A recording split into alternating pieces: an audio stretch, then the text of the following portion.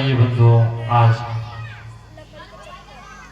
कथा के अष्टम दिवस पर हम लोग भगवान की मंगलमयी कथा को श्रवण करेंगे।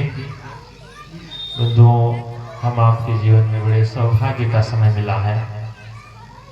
इस समय जल्दी मिलने वाला नहीं, लेकिन आज भगवान हम आपके ऊपर कृपा किए हैं।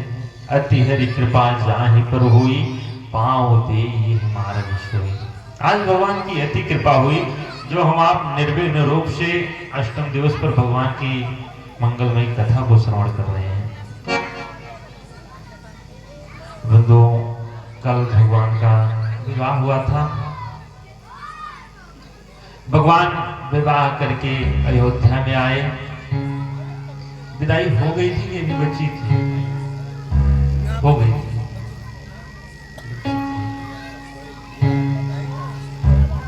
भगवान का जब विवाह हुआ, कल विवाह हुआ थी, विदाई शायद बची थी।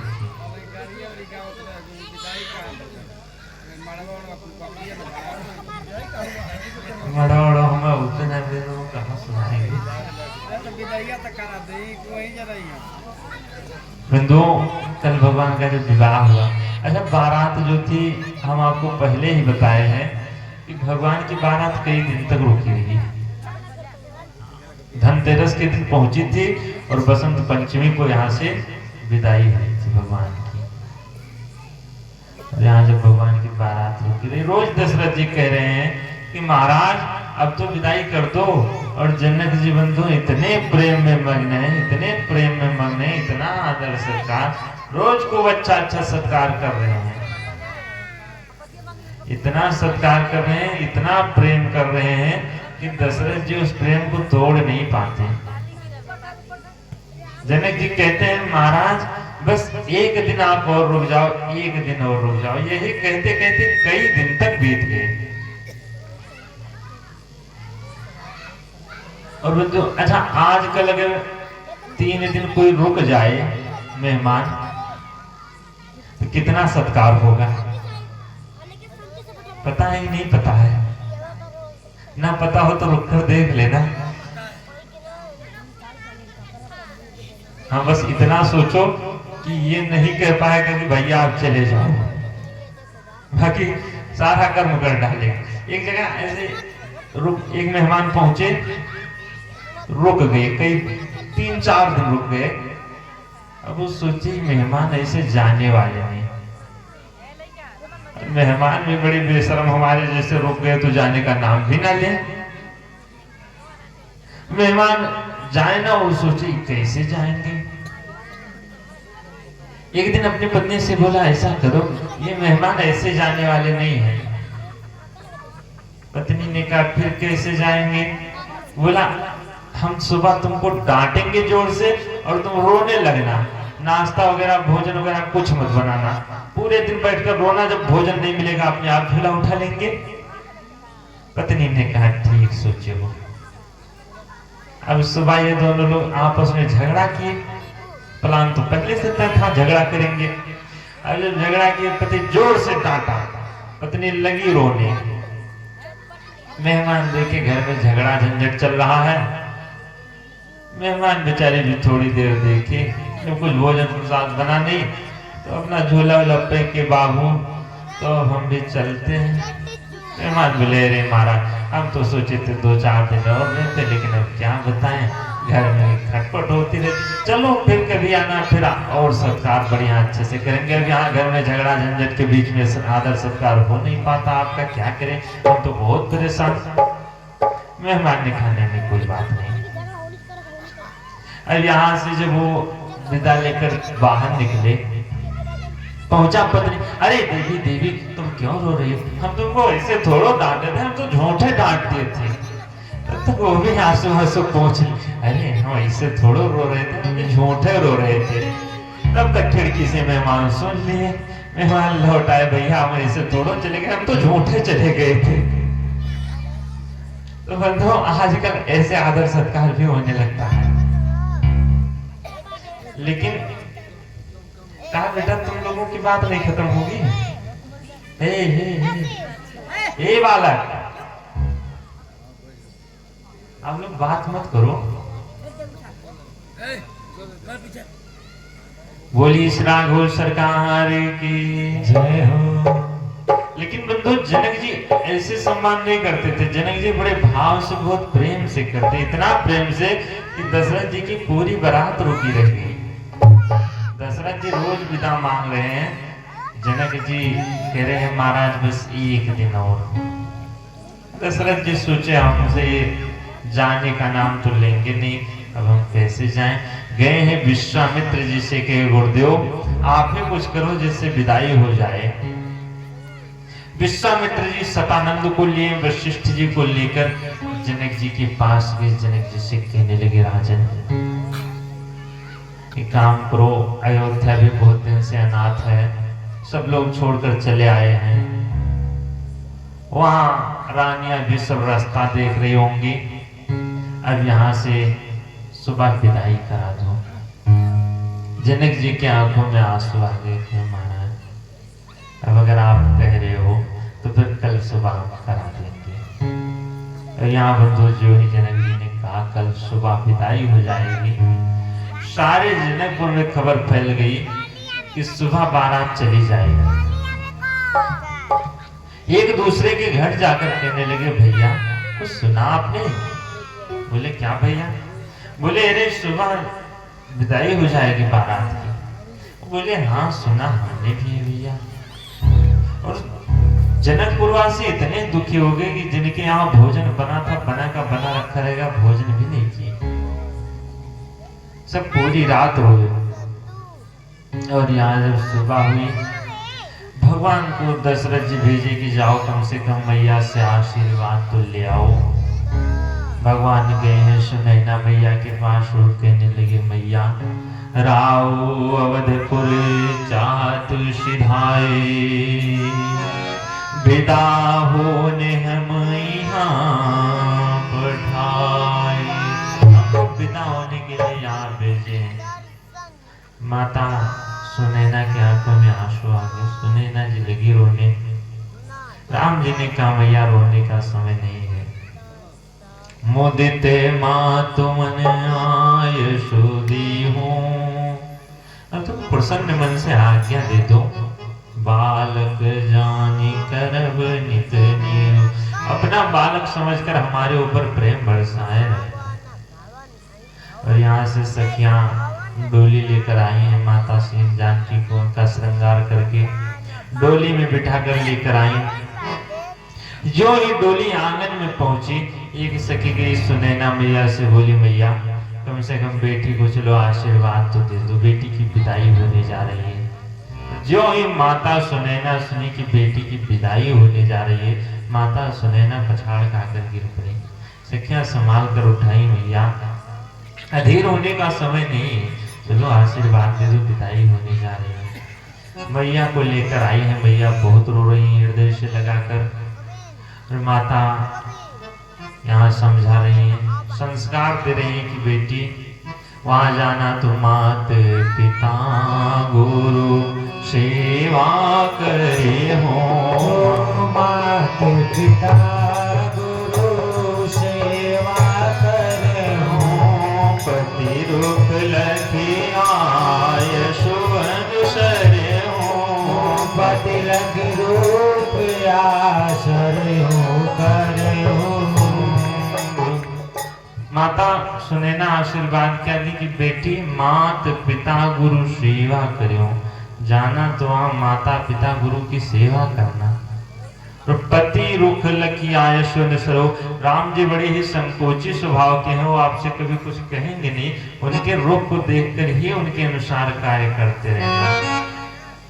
माता सुनैना बहुत शिक्षा दी है कि बेटी जो एक बिटिया का जीवन होता है गंगा की धार के समान पवित्र होता है। जब लगी गंग जमुन जल धारा, जिस प्रकार गंगा जी जब चलती हैं हिमालय से तो अनेकों पर्वत से टकराना पड़ता है, अनेकों मोड़ आते हैं, निर्जन वन भी मिलते हैं, सुंदर घाट भी मिलते हैं, कहीं कहीं गंदगी भी मिलती है, कहीं सुंदर अर्घ्य भी मिलती है। जिस प्रकार गंगा जी को सुख दुख का सामना करना पड़ता है, उसी प्रकार बेटी का जीवन होता है।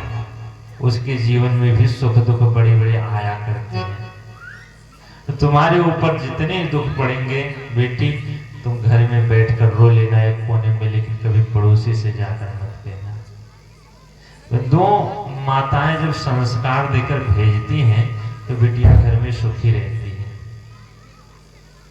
और आजकल तो ये संस्कार नहीं देंगे कि बेटी दुख सह लेना। आजकल एक बेटी को अपने पिता की गरीबी तो समझ में आती है, लेकिन अपने पति की गरीबी नहीं समझ में आती। अच्छा, माताएं भी जब शिक्षा देती हैं तो ये नहीं शिक्षा देती कि बेटी ससुराल में सुख दुख आते जाते रहते हैं, ये नहीं शिक्षा देंगी। माताएं कहती हैं बिटिया कोई दुख होगा तो तुरंत फोन करना। अब बताओ बेटी का जीवन सुखमय हो सकता है? आजकल ना तो बेटी की गलती होती है ना तो पति की गलती होती है। सबसे बड़ी गलती अगर होती है बेटी का जीवन बर्बाद करने में तो उसकी माता का होता है। अच्छा, पहले के जमाने में उतना दुखमय जीवन नहीं होता था, गरीबी तो होती थी लेकिन सुखी रहते थे, शांति होती थी। और जब से ये मोबाइल नाम के यंत्र का अवतार हुआ है तब से हमको लगता है कुछ ज्यादा ही ये सब चलने लगा, क्योंकि बेटियां जो ही मौका पाती हैं 4-4 घंटे लेकर फोन अपनी माता के पास ही बिजी। और माताएं संस्कार क्या देती हैं? बेटी कोई चिंता मत करना, हम हैं। बंधुओं, बेटी का जीवन बर्बाद होता है तो केवल माताएं यही शिक्षा देती हैं। इसीलिए माताओं को कम से कम रामचरितमानस पढ़ना चाहिए। और रामचरितमानस पढ़ने से बंधु जीवन जीने की कला आ जाया करती है। अगर हम आप रामचरितमानस ना पढ़े, एक घर को चलाने के लिए एक स्त्री का सबसे बड़ा हाथ होता है। अगर किसी समाज में एक पुरुष बिगड़ता है तो बंधुओं केवल एक व्यक्ति बिगड़ता है, लेकिन अगर किसी समाज में एक स्त्री बिगड़ जाती है तो पूरा समाज ही, पूरा परिवार ही बिगड़ जाया करता है। पत्नी को ही धर्म पत्नी कहा जाता है, कभी धर्म पुरुष नहीं कहा जाता। और बंधुओं, यही धर्म पत्नी भी होती हैं, यही घर को सुमार्ग पर भी ले जा सकती हैं और यही परिवार को कुमार्ग पर भी ले जा सकती है। इन्हीं को गृह लक्ष्मी भी कहा जाता है। लेकिन हमारे दादाजी एक गीत गाया करते थे, चारपाई पर लेटे लेटे, आज भी हमको 2-4 लाइन याद है। क्या गाते थे? वह घर तो नरक समान है, जा घर फुहरिया नारी। वह घर तो नरक समान है, जा घर फुहरिया नारी। वह घर तो नरक समान है, जा घर फुहरिया नारी। वह घर तो नरक समान है, जा घर फुहरिया नारी। जा घर फुहरिया नारी, जा घर कलिहारी नारी। जा घर फुहरी नारी, जा घर कलिहारी नारी। जा घर फुहरिया नारी, जा घर कलिहारी नारी। जा घर फुहरिया नारी, जा घर कलिहारिया नारी। वह घर तो नरक समान है, जा घर फुहरिया नारी। वह घर तो नरक समान है, जा घर फुहरिया नारी। फुहरिया नारी आप लोग समझते हैं कि नहीं समझते हैं? हमारे दादाजी कहते थे कि फुहरिया नारी उसी को कहते हैं 6-6 बजे तक खाट पर सोए, 6-6 बजे तक खाट पर सोए। नहीं बखत पर पीसे पोए, नहीं बखत पर पीसे पोए। 6-6 बजे तक खाट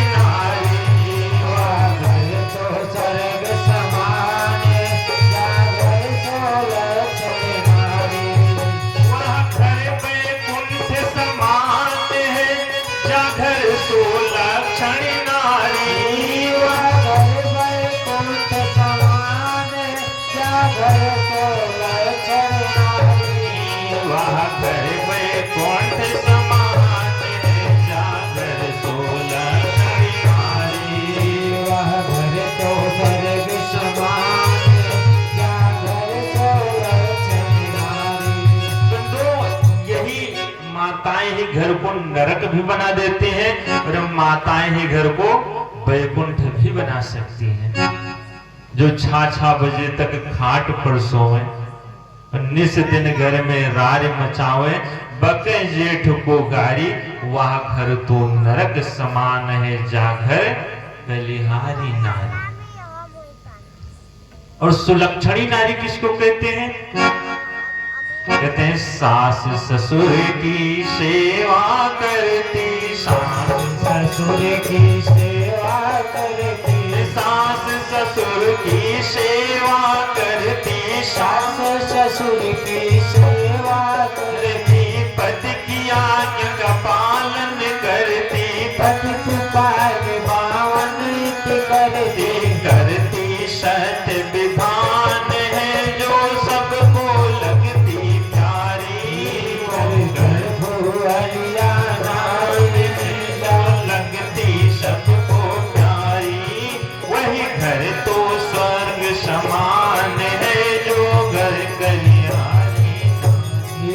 वह घर तो स्वर्ग समान, जागर सुवरता नारी, वह घर तो स्वर्ग समान, जागर पतिव्रता नारी। वह घर तो स्वर्ग समान, जागर पतिव्रता नारी। पतिव्रता नारी किसको कहते हैं? कहते हैं सब खिलाकर पीछे खाती, सब खिलाकर पीछे खाती, सब खिलाकर पीछे खाती, सब खिलाकर पीछे खाती, हित की बात सब बतलाती, हित की बात सब बतलाती, रखती सबकी मान है, जागर सुशीला नारी। सबकी मान जागर सुशीला नारी। वही घर तो स्वर्ग समान है, जागर सुशीला नारी। वह घर तो स्वर्ग समान, जागर सुशीला नारी। तो वही घर स्वर्ग समान है, जागर सुशीला नारी। स्वर्ग और कोई नहीं। अगर माताएं चाहें तो यही घर को स्वर्ग भी बनाती, यही चाहे तो नरक भी बनाती। माता सुनैना ने जो शिक्षा दिया माता सीता जी को, मैया सीता उस शिक्षा को ग्रहण की और यहाँ से जो है डोली लेकर चली। माता सीता एक तोता और एक मैना पाल रखी थी पिंजड़े में। हरिओम। और जो ही तोता और मैना देखे,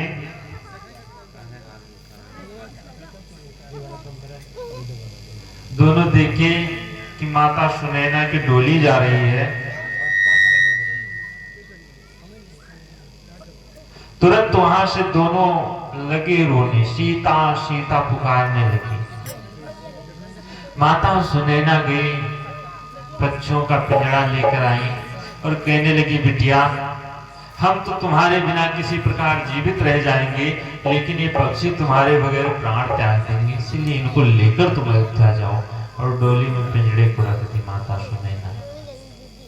गोस्वामी बाबा कहते हैं, भाई बिकल खग मृग यही भांति, मनुज दशा कैसे कही जाती।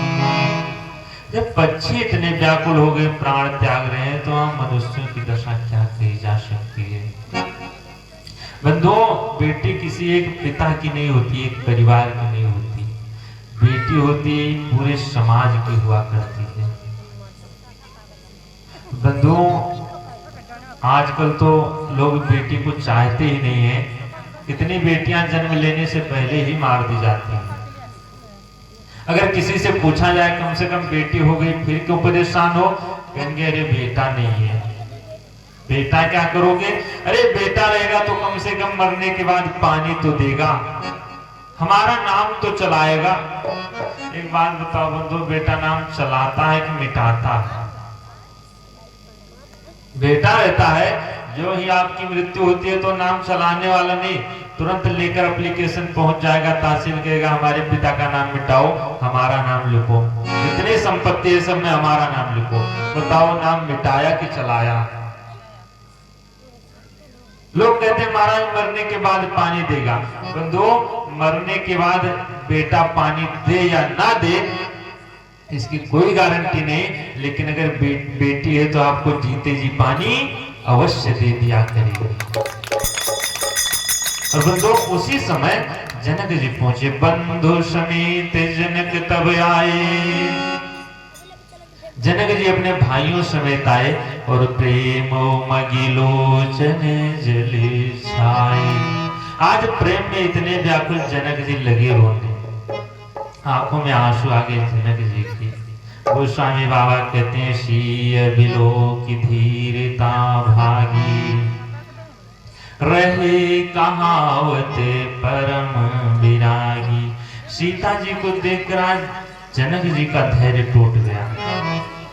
जो धैर्य के पुत्री हैं, आज जनक जी का धैर्य टूट गया। रहे कहावत परम विरागी, परम वैराग्यवान कहते थे। लीन रायुर लाई जानकी और मिटी महामर जाद ज्ञान की। आज जो ज्ञान की महामर्यादा थी वो मिट गई। क्या जनक जी प्रेम में पागल? और यहाँ जब जनक जी रोने लगे, बंधु, जब एक बेटी की विदाई होती है बड़ा एक कारुणिक प्रसंग होता है उस समय का। जितने लोग होते हैं केवल परिवार वाले नहीं रोते, वहां के अड़ोसी पड़ोसी भी देखकर रोने लगते हैं। आज तक बहुत सारा ऐसा प्रसंग आप लोग भी सुने होंगे कि जहां एक बड़े बेटे की मृत्यु हो जाए और पिता ना रोए। बहुत सारा प्रसंग है, लेकिन बंधु आज तक कहीं ऐसा प्रसंग नहीं सुनाई पड़ा कि बेटी की विदाई हो और पिता ना रोए। बंधु, बड़ा ही कारुणिक प्रसंग। और जो ही माता सीता की विदाई हुई, राजा जनक जी लगे रोने। यहाँ से डोली जब तक आगे बढ़ी, सब लोग समझाए। जनक जी पीछे पीछे घूम घूम कर जा रहे हैं, बार बार दशरथ जी आकर लौटाते हैं। और यहाँ से जब विदाई हो गई बंधुओं, यहाँ भगवान आए हैं अयोध्या में। माताएं पूजन की हैं चारों बहुओं की, और सबको अंदर प्रवेश कराया गया। 6 दिन बीत गया। विश्वामित्र जी रोज चाहते हैं कि अब हम चलें। विश्वामित्र चलन नित चाही, लेकिन राम सप्रेम बस राय। राम जी के प्रेम के कारण वो रुक ही जाते हैं। रोज चलना चाहते हैं लेकिन नहीं चल पाते हैं, इतना प्रेम राम जी से हो गया। और जो ही एक दिन कहे दशरथ जी से, महाराज अब हमारी भी विदाई करो, हम भी चलते हैं। जो ही दशरथ जी सुने कि आज महाराज विश्वामित्र जी जा रहे हैं, मांगत विदाराओ अनुरागी, और सुतन समेत ठाड़ भी आगी। पुत्रों समेत आकर खड़े हो गए कि महाराज ये जो कुछ आज दिखाई पड़ा, नाथ सकल संपदा तुम्हारी, नाथ सकल संपदा तुम्हारी, नाथ सकल संपदा तुम्हारी, नाथ सकल सब लोग कहिए। संपदा तुम्हारी, मैं सेवक समेत सुत नारी, मैं सेवक समेत सुत नारी, करब सदा लरिकन पर सोहु, करब सदा लरिकन पर सोहु, दर्शन देत रहब मुनि मोह, दर्शन देत रहत मुनि मोह, ऐसे कहि राव सहित सुत रानी, कहि राव सहित सुत रानी, पर उचरण मुख आवनानी, पर चरण मुक्ति आवती, नाथ सकल संपदा तुम्हारी, नाथ सकल संपदा तुम्हारी।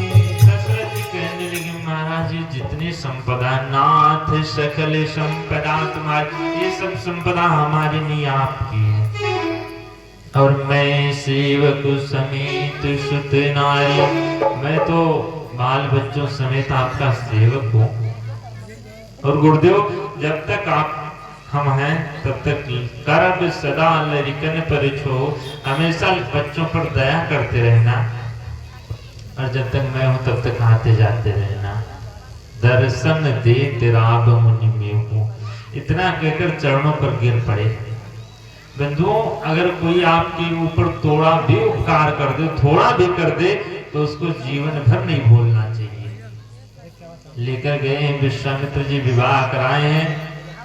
दशरथ जी सब संपदा अपनी सौंप दी, महाराज ये सारी संपदा हमारी नहीं आपकी।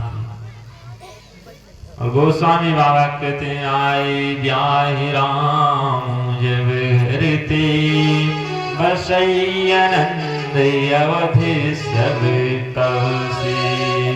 अयोध्या में आनंद बस गया, कर जाने का नाम ही नहीं ले रहा है। और यहीं से हम लोग बाल कांड को प्रणाम करके अयोध्या कांड में प्रवेश करेंगे।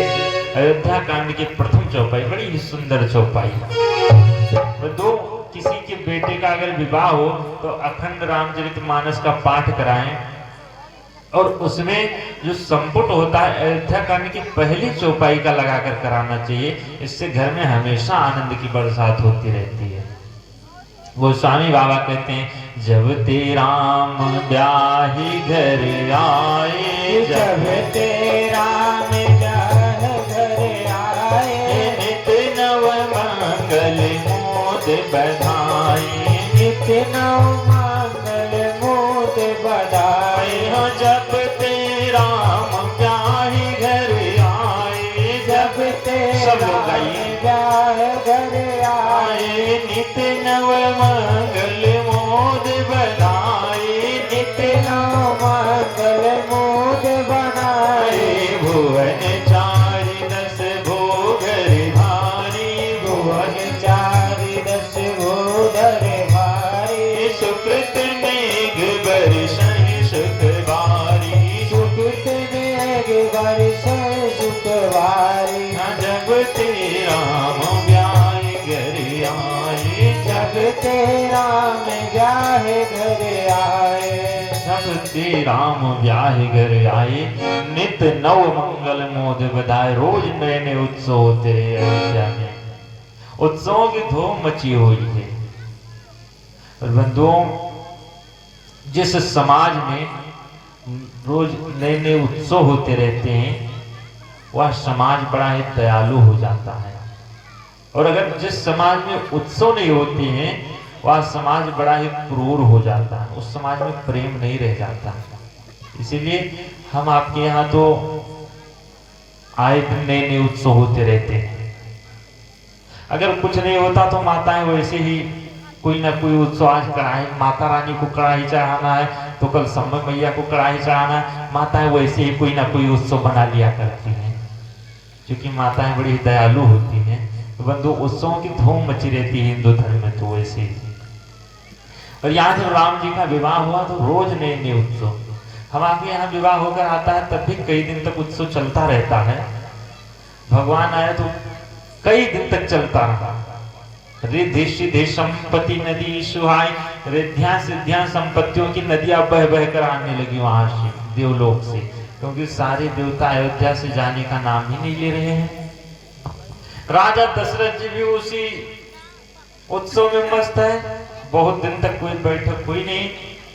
एक दिन दशरथ जी ने सोचा कम से कम लाओ आज बैठक तो करा दें छोटे मोटे राजाओं का, क्योंकि ये चक्रवर्ती महाराज थे, छोटे मोटे राजाओं की बैठक ये लिया करते थे। एक दिन दशरथ जी अपने बैठक की घोषणा किए। गोस्वामी बाबा कहते हैं, एक समय सब सहित समाजा, एक समय सब सहित समाजा। राज सभा रघुराज विराजा, राज सभा रघुराज विराजा।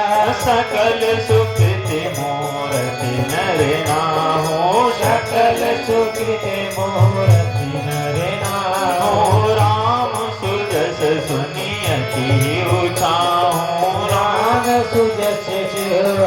जीव जाओ। राय शुभाय मुकुर कर लीना, राय शुभाय मुकुर कर लीना, बदन बिलो की मुकुट समकीना, बदन बिलो की मुकुट समकीना, एक समय सब सहित समा जाए, एक समय सब सहित समा जाए।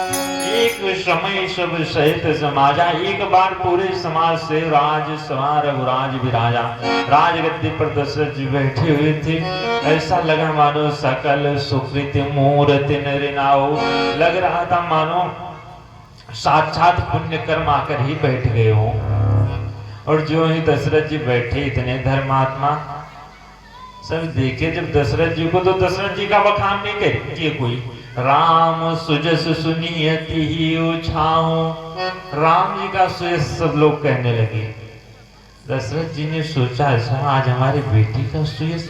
और बंधुओं, एक पिता तब सबसे ज्यादा प्रसन्न होता है जब समाज में बैठे लोगों से अपने बेटे की प्रशंसा सुनने लगी। उस समय पिता बहुत प्रसन्न होता है।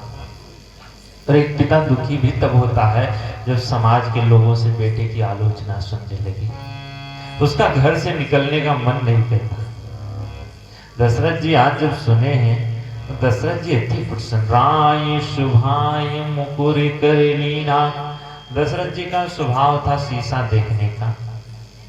और जैसे किसी किसी का स्वभाव हो जाता है, कहीं चलने लगेंगे तो 6 बार शीशा देखेंगे, ऐसे ही दशरथ जी का भी स्वभाव बन गया। दशरथ जी भी जब बैठे राजगद्दी पर तो शीशा देखे।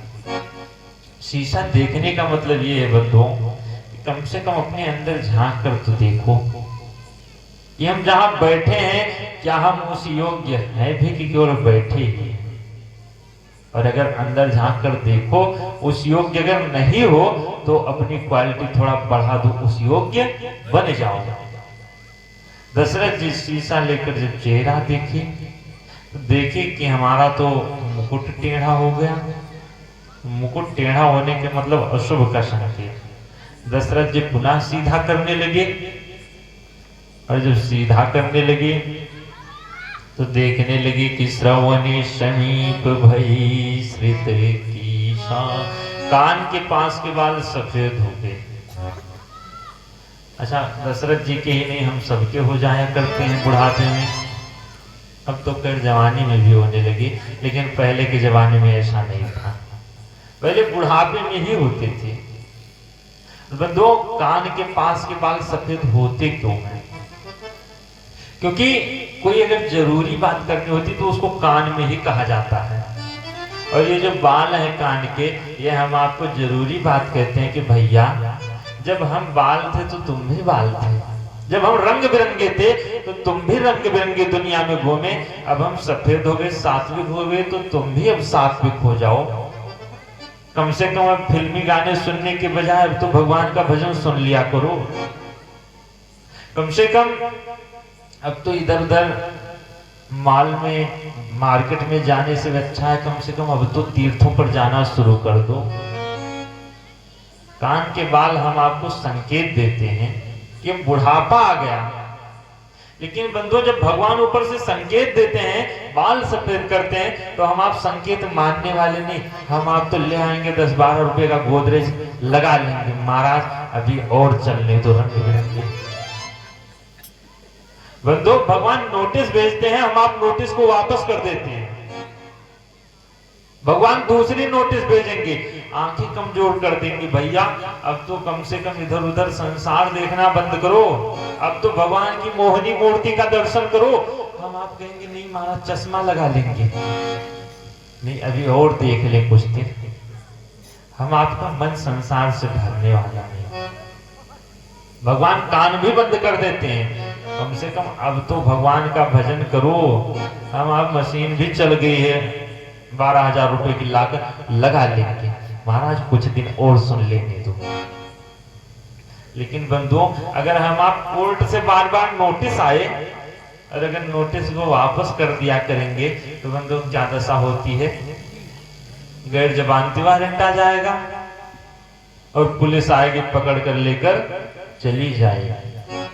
यही दशा भगवान की भी नोटिस की होती है कि जब हम आप वापस करते रहते हैं तो एक ना एक दिन यमराज आता है।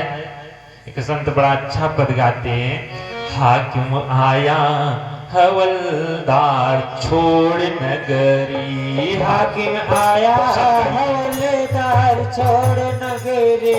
हाकिम आया हवलदार छोड़ नगरी। हाकिम आया हवलदार छोड़ नगरी। ये नगरी क्या है बंधु? ये जो हमारा आपका शरीर है यही नगर है।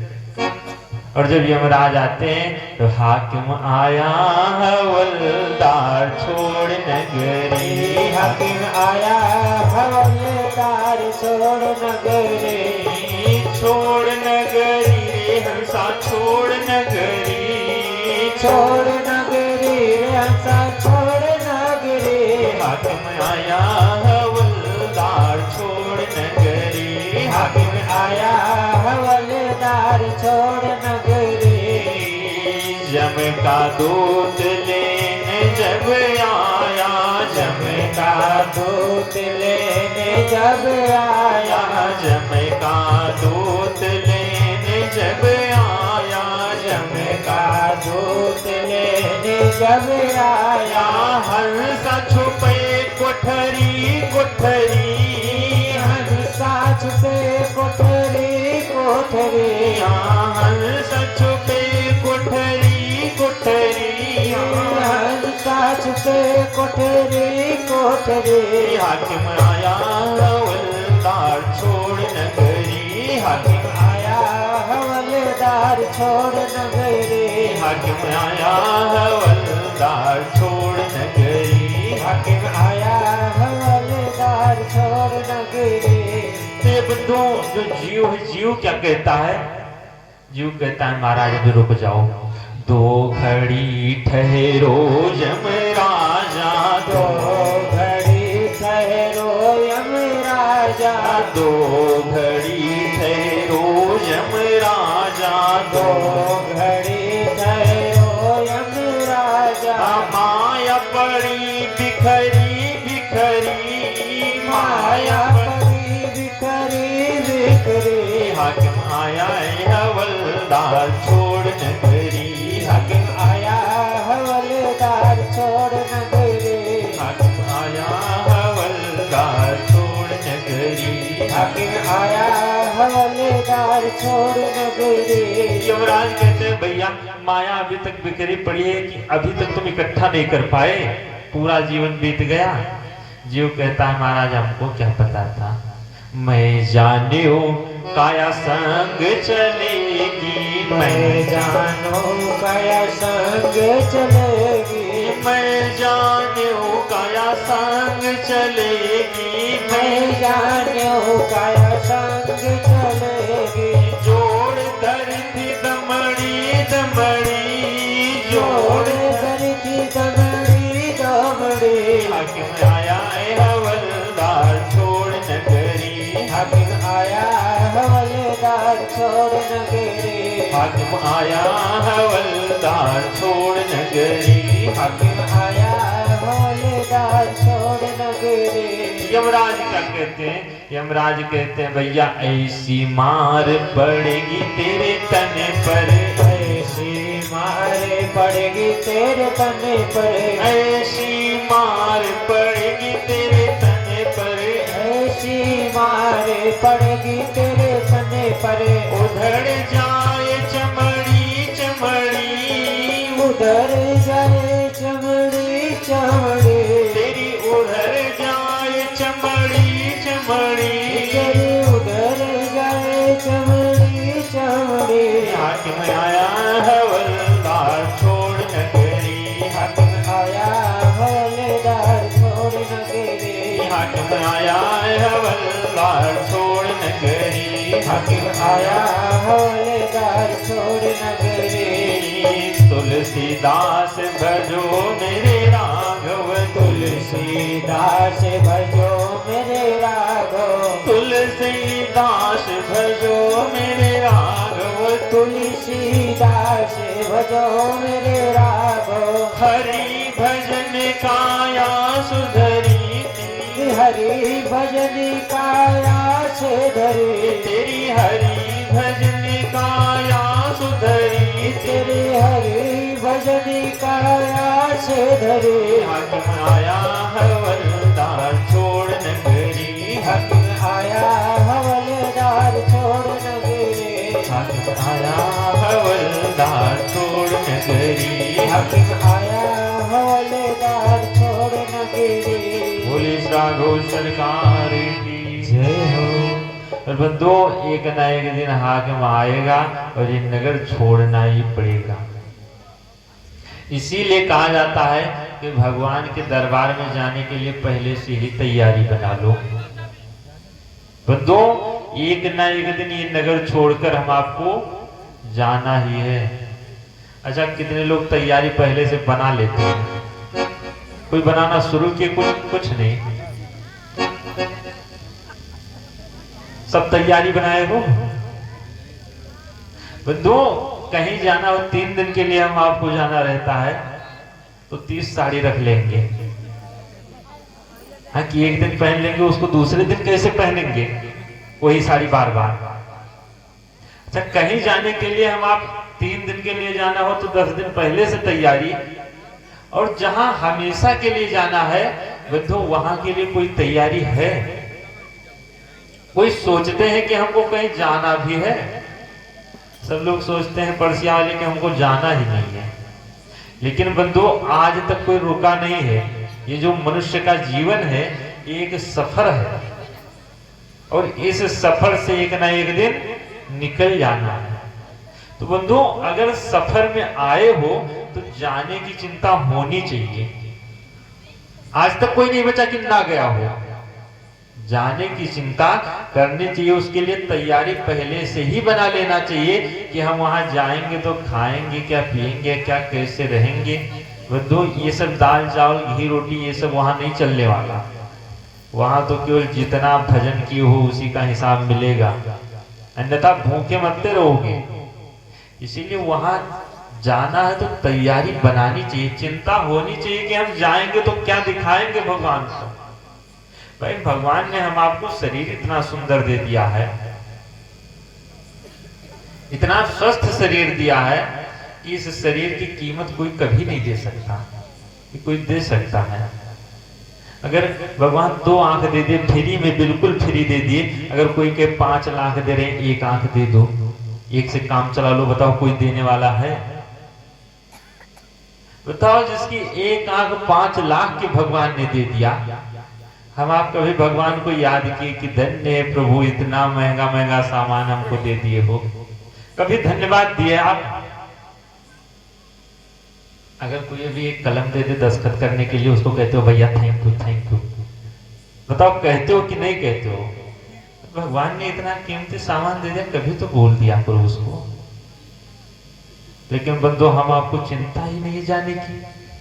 अच्छा, एक बात बताओ, अगर एक पागल घर से निकलता है तो उसको घर जाने की चिंता होती है? जोर से बोलो। घर से निकलेगा, चाहे 2 दिन बाद पहुंचे, चाहे 4 दिन बाद, कोई चिंता नहीं। लेकिन अगर एक बुद्धिमान आदमी घर से निकलता है तो बताओ, उसको शाम तक लौटने की चिंता होती है कि नहीं होती है? अवश्य होती है। तो अगर जहां से आए हो वहां जाने की चिंता नहीं है तो समझ जाओ इस संसार में पागल घूम रहे हो। इसीलिए बंधु, ये मत सोचना बाबा जी पागल कह रहे हैं।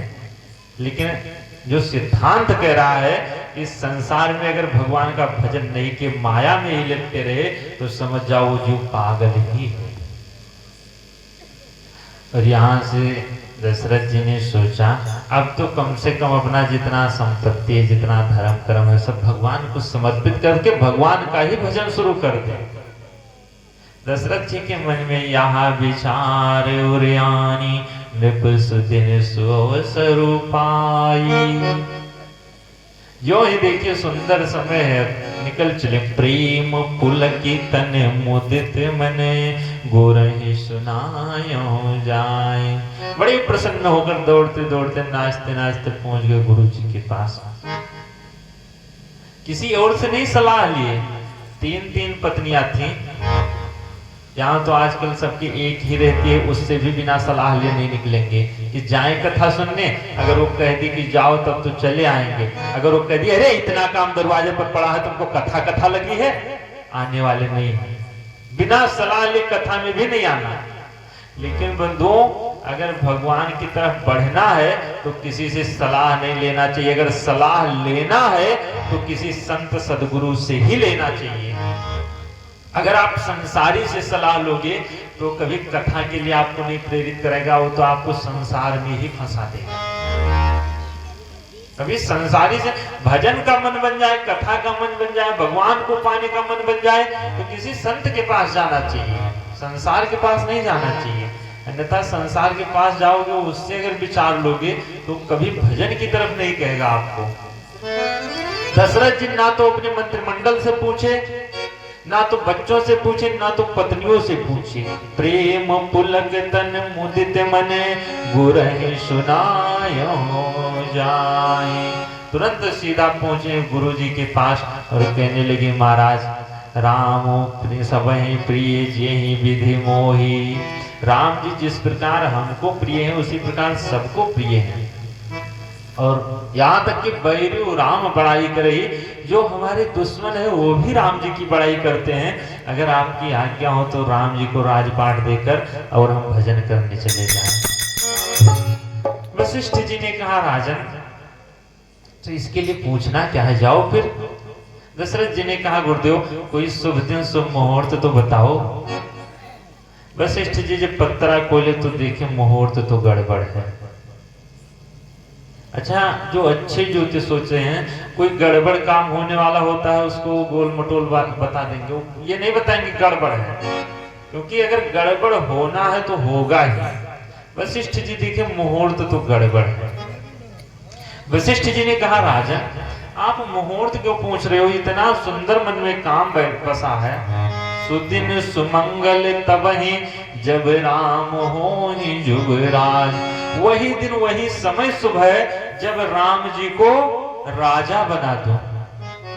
और बंधुओं ये कौन सा समय बताए, ये 14 वर्ष बाद का बताया कि वही समय शुभ है जब राम जी राजा बनेंगे। अन्यथा अभी तो 14 वर्ष के लिए अशुभ ही अशुभ दिखाई पड़ा तुम्हारे जीवन में। जो ही दशरथ जी ने कहा, वशिष्ठ जी ने बताया, दशरथ जी ने कहा महाराज तो कल कर दे। वशिष्ठ जी मुस्कुराए, महाराज कल कभी आया है किसी का, अगर कल आता है तो काल लेकर ही आता है। वशिष्ठ जी ने कहा जाओ राजन, जैसा आपको अच्छा लगे, जैसी आपकी व्यवस्था हो। दशरथ जी ने कहा महाराज कल पूरी व्यवस्था कर रहे हैं। यहां से दशरथ जी आए हैं, मंत्रियों को बताएं, मंत्री मुदित सुनत प्रिय वाणी। सब मंत्री प्रसन्न हो गए, सब सोच रहे हैं महाराज कल राम जी का राज्याभिषेक, चारों तरफ दिए जगमग जगमग जल रहे हैं, चारों तरफ दिवाली मनाई जा रही है। रात्रि जल्दी बीत ही नहीं रही, सब बैठे बैठे सोच रहे हैं राम जी कब राजा बनेंगे, कब देखने को मिलेगा, यहाँ आके कब सफल होंगी। सब तो यही सोच रहे हैं। सकल कहाँ ही कब हुई है काली, सब कह रहे हैं कल कब होगा, लेकिन विघ्न मनाओ देव कुचाली। देवता विघ्न बना रहे हैं, हे भगवान ना हो पाता तो ठीक रहता। बंधुओं आप कितना भी अच्छा कार्य करोगे, विघ्न मनाने वाले कोई ना कोई मिल ही जाएंगे। यहाँ कथा हो रही है, इतना सुंदर कथा चल रही, यज्ञ चल रही, लेकिन यहाँ भी विघ्न मनाने वाले कोई ना कोई जरूर मिलेंगे आपको। कितना भी अच्छा कार्य करोगे, ये मत सोचना कभी कि हम अच्छा कार्य करेंगे तो कोई रोकने वाला नहीं। राम जी का राज्याभिषेक कितना सुंदर कार्य, लेकिन विघ्न मनावहि देव कुचाली। चाहे वो देवता के ही रूप में आ जाए, लेकिन कोई ना कोई विघ्न मनाने जरूर पहुंच जाएंगे। और जो देवता विघ्न मना रहे थे, इधर जब देखे कि अब मानेंगे नहीं, राम जी को राजा बना कर ही छोड़ेंगे, देवता दौड़े दौड़े गए माता शारदा के पास। सरस्वती जी से कहने लगी देवी अब कोई उपाय करो, अन्यथा अब तो काम गड़बड़ हो जाएगा। सरस्वती जी ने कहा क्या हुआ, आखिर बताओ तो। देवताओं ने कहा किसी प्रकार राम जी का राज्याभिषेक ना होने पाए। सरस्वती जी ने कहा अरे तुम्हारी बुद्धि बिगड़ गई है क्या? ऊंच निवास नीच करो तूती, देख ही न सके पराई विभूति। ऊंचे आसमान में बैठे हो, तुम्हारी करतूत सोच कितनी छोटी। जैसे गिद्ध और बाज ऊपर उड़ते तो आसमान में, लेकिन उनका ध्यान हमेशा कोड़े पर ही रहता है कि मांस का टुकड़ा कहाँ पड़ा। वैसे तुम भी इतने ऊंचे बैठे हो। तिन्हई सुहाई न अवध बधावा, जैसे ही चंदनी राति न भावा। तुमको अयोध्या की बधाइयां कानों में खटक रही हैं। जिस प्रकार चोर को चांदनी रात नहीं पसंद है, वैसे तुमको अयोध्या की बधाई नहीं पसंद है। देवताओं ने कहा देवी ये प्रवचन देने का समय नहीं है, ये जो दिन आया है हमारे बड़े ही पुण्य कर्मों से बहुत हम तपस्या किए हैं तब आया है। कोई उपाय करो राम जी का राज्याभिषेक ना होने पाए। सरस्वती जी संकोच की, लेकिन अब देव कार्य के लिए जाना ही पड़ेगा। आगिल काज विचारी बोरी, करी है छाह कुशले करी मोरी। आगिल काज, सरस्वती माता सोची चलो अभी तो हमको लोग उल्टा पुल्टा कहेंगे कि राम जी का राज्याभिषेक नहीं हुआ, लेकिन आगे जब राम जी राक्षसों का वध करेंगे तो लोग हमको अच्छा भी कह सकते हैं। यही सोचते सोचते सरस्वती जी आई, और जो ही उल्टी बुद्धि लेकर सरस्वती जी पहुंची हैं, अयोध्या में अब शगुन होना शुरू हो गया। कुछ दिए थे, दिए बुझने लगे, तोरण द्वार लगाए गए थे, तोरण द्वार तिरछे होने लगे। लोगों ने सोचा हवा वगैरह चल गई होगी, लोग फिर लगे जलाने। सरस्वती जी एक एक घर झांक कर देखी अयोध्या का कि किसकी बुद्धि बिगाड़ू जिससे काम बनेगा। लेकिन बंधुओं, सरस्वती जी भी समझ गई कि जो पैदा होते ही अयोध्या का दूध पिया है उसकी बुद्धि सरस्वती भी नहीं बिगाड़ सकती। कोई जब नहीं मिला, एक दिखाई पड़ी, नाम मंथरा मंदमती, जो मंथरा मंद बुद्धि की। अच्छा एक बात बताओ, अगर घर में कोई मंद बुद्धि का हो तो क्या वो घर को बिगाड़ सकता है? नहीं, वो तो पहले से पागल है, वो क्या बिगाड़ पाएगा। लेकिन ये जो मंथरा है बंधु, यही अयोध्या में कुसंग है। लोग सोचेंगे कि महाराज तो 2 कौड़ी की नौकरानी अयोध्या का क्या बिगाड़ सकती है। लेकिन बंधुओं, ये जो मंथरा है 2 कौड़ी की नौकरानी, इसने क्या नहीं किया। जो राज्यसभा का सर्वोच्च निर्णय था, सर्वोच्च निर्णय पलटवा कर रख दिया। राम जी को 14 वर्ष के लिए वनवास करा दिया। ये 2 कौड़ी की नौकरानी जो किसी काम की नहीं, मंद बुद्धि, नाम मंथरा मंदमती। यही दशरथ जी को आश्रम में मरने के लिए मजबूर कर दिया। यही रानियों को 14 वर्ष के लिए विधवा कर दिया। और बंधु इतना ही नहीं, राम जी वहां से लौटकर आए हैं और अयोध्या पूरी उजड़ गई थी।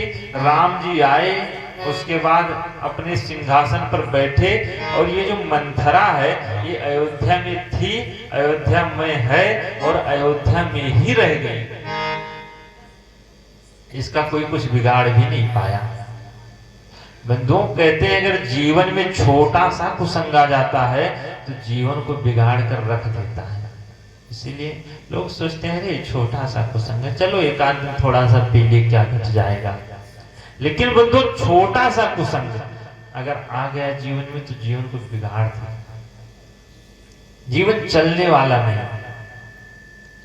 जब विभीषण जी आए थे भगवान के पास, तो विभीषण से जब भगवान ने कुशलता पूछी तो विभीषण ने भी यही कहा था, महाराज बरफल बासु नरक करी ताता, बरफल बास नरक के ताता, बरफल बासु नरक करी ताता, बरफल बास नरक के ताता, दुष्ट संग जन दे विधाता, दुष्ट संग जन दे विधाता, दुष्ट संग जन दे विधाता, दुष्ट संग जन दे विधाता।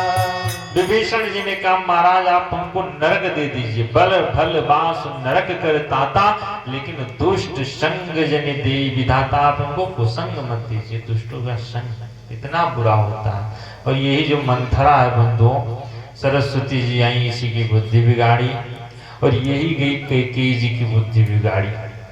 कैकेयी जी ने कहा देवी तो क्या करूं, बहुत बातचीत हुई है, कैकेयी जी इसको उल्टा भला बुरा भी बहुत बोली, लेकिन बंधु कुसंग इतना प्रबल होता है कि आपको अंततः झुका ही देगा।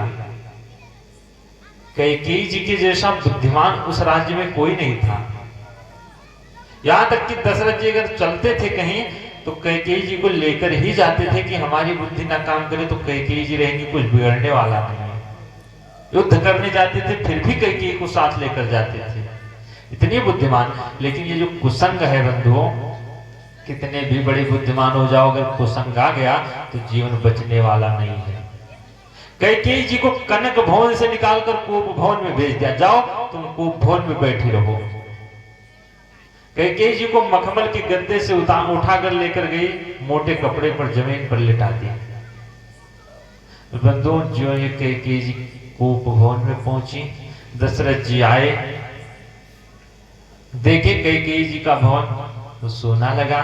दशरथ जी मंथरा से पूछे देवी कहाँ गई? मंथरा ने कहा कोप भवन में। और जो दशरथ जी सुने कोप भवन, तो ये जो कोप भवन होता है आप लोग जानते हैं कि नहीं जानते हैं? कोप भवन पहले जो राजा होते थे उनके यहाँ एक स्पेशल भवन होता था जिसका कोप भवन नाम ही था। जब कोई क्रोधित होता था तो उसी कोप भवन में चला जाता था, पता है कि नहीं पता है? और बंधुओं उसी कोप भवन में चला जाए। ये जो अयोध्या का कोप भवन था बंधुओं, आज तक इसका उद्घाटन नहीं हुआ था। ये पहली बार कैकेयी मैया इसका उद्घाटन की थी। अच्छा एक बात बताओ, अगर आज घर में कोप भवन बना दिया जाए तो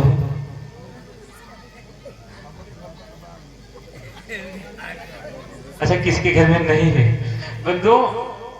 अगर आज बना दिया जाए हमको लगता है खाली ही नहीं मिलेगा, लाइन लगी रहेगी, तुम निकलो तो हम जाएं। बंधु आजकल घर में कोप भवन बनाने की आवश्यकता नहीं, आज घर ही हमारा कोप भवन बना हुआ है। आज के लिए दशा है।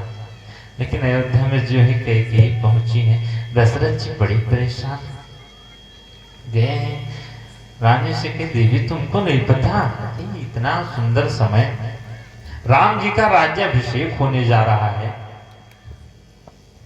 कैकेयी जी जो ही सुनी और क्रोधित हो गई। दशरथ जी ने कहा देवी आखिर तुमको कोई बताया नहीं, हमने सोचा हम जाकर खुद से कहेंगे राम जी का राज्याभिषेक होने जा रहा है, तुम जो मांगो सो मैं देने के लिए तैयार हूं। कैकेयी मैया ने कहा देव ने कहे हुआ दान दुई त्यो पावे संदेह। जो 2 वरदान देने के लिए कहा था उसमें भी संदेह है, और तुम हमको क्या दे सकते हो? पहले के ही 2 वरदान नहीं दिए। दशरथ जी ने कहा देवी तुम क्यों चिंता कर रहे हो, विसर ही गए वो मोर भोर स्वभाव, भूलने का स्वभाव मैं भूल गया, तुम 2 के बदले 4 मांग लो। कैकेयी जी एकदम क्रोध में। दशरथ जी ने कहा देवी तुम चिंता मत करो, जो मांगोगी दे दूंगा। कैकेयी जी ने कहा पहले पिछला तो 2 वरदान दो। दशरथ जी ने कहा तुम देवी मांगो तो, तुमको मांगने में दे रहे हैं, हमको देने में नहीं दे रहे। तुम कहो तो मैं भिखारी को राजा बना दो, राजा को भिखारी बना दो, इतना हमारे हाथ में है। क्योंकि चक्रवर्ती महाराज थे, जिसको चाहे राजा बना दे। जैसे आज मोदी जिसको चाहे उसको मुख्यमंत्री बना दे, वैसे दशरथ जी ने कहा देवी तुम जिसको कहो मैं राजा बना दो, कहो तो भिखारी को राजा, राजा को भिखारी। देवी ने कहा तुम झूठ बोलते हो, देना तो लेना कुछ है नहीं, बात बात है। दशरथ जी ने कहा देवी तुमको पता नहीं है, रघुकुल रीति सदा चली आई, प्राण जाए पर वचन न जाए। हमारे कुल की रीत है, प्राण चला जाए वचन नहीं जाएगा। कहीं पर राम शपथ करी आई, उस पर भी मैं राम की सौगंध खाकर कहता हूं तुम जो मांगो सो देने के लिए तैयार हूं। जो ये राम जी की सौगंध खाए दशरथ जी, ये तो प्रसन्न होकर उठकर खड़ी हो गई कि राम जी की शपथ खा ली, अब तो ये दे ही देंगे। कैकेयी जी ने कहा ये बताओ, तुमने कहा भिखारी को राजा, राजा को भिखारी, एक बात बताओ, अगर कोई उत्सव होता है तो क्या भिखारियों को निमंत्रण दिया जाता है? दशरथ जी ने कहा देवी भिखारी को तो निमंत्रण नहीं देते, वो तो अपने आप आ जाते हैं। कैकेयी मैया ने कहा कि तुम भरत जी को ननिहाल भेजे हो, क्या उनको निमंत्रण दिए यहाँ आने के लिए? दशरथ जी ने कहा देवी अचानक प्रोग्राम बन गया, निमंत्रण तो नहीं दिए। कैकेयी जी ने कहा तुम अर्थात उनको भिखारी समझ लिए और इनको तुम राजा बना रहे हो। एक काम करो, तुम उस भिखारी को ले आओ, यहाँ का राजा बना दो और इस राजा को तुम भिखारी बना दो। तापस 20 विशीष उदासी, 14 वर्ष राम वनवासी। अच्छा बंधु, यहाँ एक बात आती है कि दशरथ जी जब भरत और शत्रुघ्न ननिहाल में थे, उसी समय को राम जी का राज्याभिषेक किए, क्योंकि कारण था। जब दशरथ जी कैकेयी जी के साथ विवाह के लिए गए थे तो दशरथ जी की उम्र 60 वर्ष थी, चतुर्थपन चल रहा था, और कैकेयी जी की 20-22 वर्ष की उम्र थी। तो जब ये पहुंचे थे वहां, तो वैसे विवाह क्यों हुआ इसकी थोड़ा लंबी कथा है, छोड़ने की सुना दी। अरे कुछ रहने तो अगली बार फिर बुला लेना, नहीं कहोगे बाबा कुल सुना दिया क्यों बुलाए, कुछ छोड़ दिया जाए। अच्छा चलो तो सुना देते हैं, फिर हम और आगे की कथा सुना देंगे अगली बार। तो बंधु, ये जब कैकेयी जी का, एक बार दशरथ जी गए थे कैके देश में। कैके देश कश्मीर जो है उसी को कैके देश कहा जाता था। यही कैकेयी जी के पिताजी वहां के राजा थे। और जब दशरथ जी गए एक बार शिकार खेलने, तो वहां जब शिकार खेलने गए तो जहां ये जाते थे, इनके पिताजी चक्रवर्ती महाराज थे, तो जिस राज्य में ये जाते थे उस राज्य में फिर ये जब अंदर जाए शिकार खेलने तो वहां दूसरे का प्रवेश वर्जित हो जाता था। वहां जब गए तो सबका प्रवेश वर्जित था, किसी को जाने के लिए परमिशन लेना पड़ता था। तो जब कैके देश में शिकार खेलने गए तो सब प्रवेश वर्जित हो गया। कैकेयी जी जो थी ये अपने पिता की इकलौती पुत्री थी, और इतना इनके पिताजी इनसे प्यार करते थे कि इनको हमेशा राजकुमार की तरह ही रखते थे। जैसे कोई कोई बेटियां होती हैं जो पिता बहुत प्रेम करते हैं तो बेटों की तरह ही रखेंगे उनको, उसी की तरह पहनाएंगे, उसी की तरह बाल वगैरह भी कटा देंगे। वैसे ही कैकेयी जी भी एकदम मुकुट वगैरह लगाकर घोड़े पर सवार होकर हाथ में धनुष बाण लेकर ही चलती थी।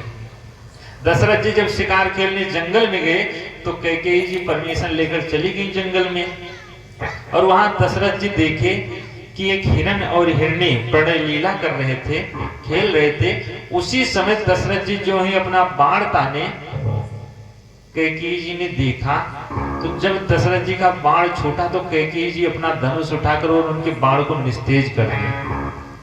इनका बाण टूटकर पृथ्वी पर गिर पड़ा। दशरथ जी ने देखा कि कहां से आ गए। दशरथ जी ने कहा तुम कौन हो, तुमने हमारे बाण को क्यों तोड़ा? कैकेयी जी ने कहा राजन, ये बाण तो तुम्हारा था लेकिन ये देश हमारा है, यहाँ हमारे यहाँ क्या ही नियम चलेगा। हमारे यहाँ का नियम है कि कोई भी जीव अगर प्रणय लीला कर रहा है तो अवध होता है, उसका वध नहीं किया जाता, और तुम उसका वध करने जा रहे थे। दशरथ जी सोचे कि जो हमारे बाण को काट सकता है वो कोई साधारण नहीं हो सकता। अच्छा, दशरथ जी तो लालसा मन में लेकर चले आए, मोहित तो हुए कैकेयी जी पर, लेकिन अब दशरथ जी की उम्र कहाँ 60 वर्ष की, और कैकेयी जी की अभी बाल्यावस्था।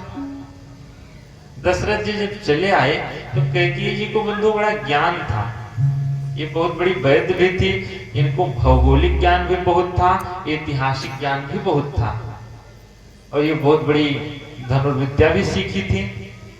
तो ये जब चले आए तो कैकेयी जी को ये बात पता थी कि दशरथ जी देवलोक में भी जाया करते हैं, देवासुर संग्राम में देवताओं की तरफ से युद्ध करने जाते हैं, ये बात कैकेयी जी को पता थी। लेकिन कैकेयी जी ने सोचा कि ये दशरथ जी देवलोक में जाते हैं राक्षसों को मारने, और यहाँ महाराष्ट्र तक शूर्पणखा, खरदूषण और यहाँ बक्सर में भी ताड़ का स्वभाव जैसे राक्षस, ये दशरथ जी अपने बगल के राक्षसों का वध नहीं कर सकते, वहां जाते हैं राक्षसों को मारने।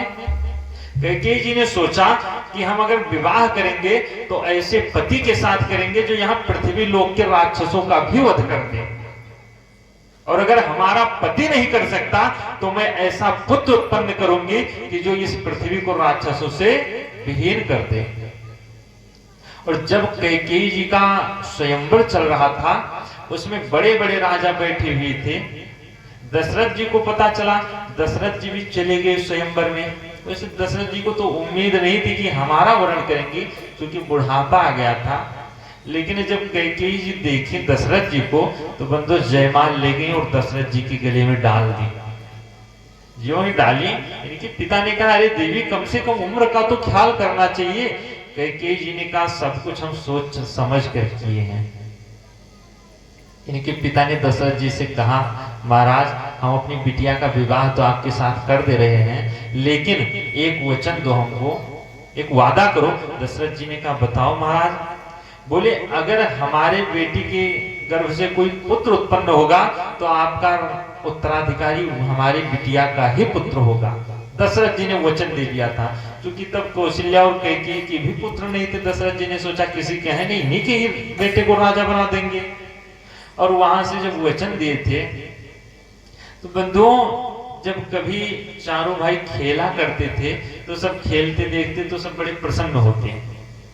लेकिन जब दशरथ जी सबको खेलते देखते तो दशरथ जी अचानक बहुत ही दुखी हो जाते हैं। कैकेयी जी ने एक दिन दशरथ जी से पूछा, राजन जब सब प्रसन्न होते हैं तो तुम अचानक दुखी क्यों हो जाते हो? दशरथ जी ने कहा, देवी दुख का हमारे सबसे बड़ा कारण यह है कि हमारे कुल का नियम है कि जो सबसे बड़ा बेटा वही राज्य का उत्तराधिकारी होगा, कुल का नियम है। लेकिन हमारे जो वचन की प्रतिज्ञा है वो ये है कि आपके गर्भ से जो पुत्र उत्पन्न हुआ उसको उत्तराधिकारी। तो अगर मैं वचन को रखूंगा तो कुल की रीति बिगड़ जाएगी, अगर कुल की रीति रखूंगा तो हमारे वचन की मर्यादा बिगड़ जाएगी, मैं क्या करूं? इसी वजह से यही सोचकर मुझे दुख होता है। कैकेयी जी ने उसी समय कहा, राजन आज के बाद तुम दुखी मत होना, और राम जी को तुरंत उठाकर अपनी गोद में बिठा ली। कैकेयी जी ने कहा, ये जो राम है ये कौशल्या का नहीं, ये हमारा पुत्र है और इसी का राज्याभिषेक कर देना। दशरथ जी उस समय प्रसन्न तो हुए, लेकिन दशरथ जी को ये थोड़ा सा संकोच लगता था कि हम वचन तो दिए ही इनके पुत्र को। इसीलिए दशरथ जी ने सोचा कि अगर ये कही हैं तो इनको मैं ननिहाल भेज दूंगा तो कोई दिक्कत नहीं होगी। परंतु इसीलिए जब भरत जी ननिहाल में थे उसी समय दशरथ जी ने यहाँ राम जी का राज्याभिषेक करने को ठान लिया।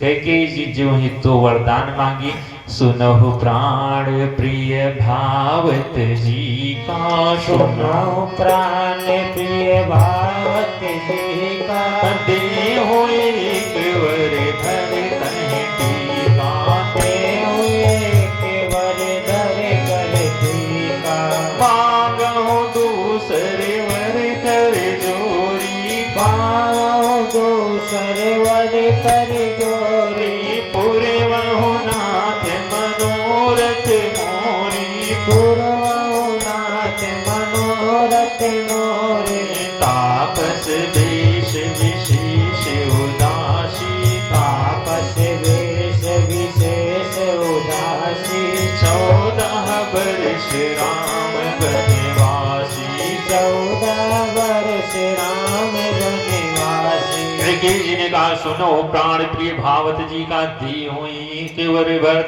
का पहला वरदान तुम ये दे दो कि भरत जी का राज्याभिषेक हो जाए। दशरथ जी ने कहा, देवी तुम चिंता क्यों कर रही हो? भरत राम मोरी दुई आंखें, राम और भरत तो मेरी दोनों आंखें बराबर होती हैं। चलो भरत का ही राज्याभिषेक हो जाएगा, दूसरा वर मांगो। और जो ही दूसरा वरदान मांगी कैकेयी जी की, तापस वेश विशेष उदासी। दशरथ जी तो बड़े प्रसन्न हो गए कि अरे वाह, कि तुम्हारे जैसी पत्नी मिलना दुर्लभ है। दशरथ जी क्यों सोचे? दशरथ जी सोचे कि ये कहने जा रही हैं कि बेटे को राजपाट देकर और खुद चलो तापस वेश विशेष उदासी, तपस्वी का भेष रखकर और चलो हम लोग तपस्या करने। दशरथ जी तो यही सोचे कि यही कहेंगे, क्योंकि बंधु इसी को धर्म पत्नी कहा जाता है। अगर कोई पत्नी अपने पति के लिए भोजन परोसकर बैठी हो कि तुम आओगे तभी भोजन करेंगे, आजकल की जो पत्नियां हैं वो बंधु पतिव्रत धर्म का यही पालन करती है कि भोजन बना देंगे तो कभी अपने से पहले, पति से पहले नहीं करेंगे। यहाँ पड़ोसियावाली कर लेती है माताएं, नहीं करते होंगे। अब कथा में जो करने वाले हैं वो कथा में ही नहीं आएंगे। बंधुओं, ये पत्नी का धर्म होता है कि भोजन अपने से पहले ना करे, पहले पति को भोजन के लिए प्रेरित करे। चलो महाराज पहले भोजन कर लो। लेकिन बंधुओं, वह तो केवल पत्नी ही कहलाने की अधिकारी है जो भोजन के लिए प्रेरित करे।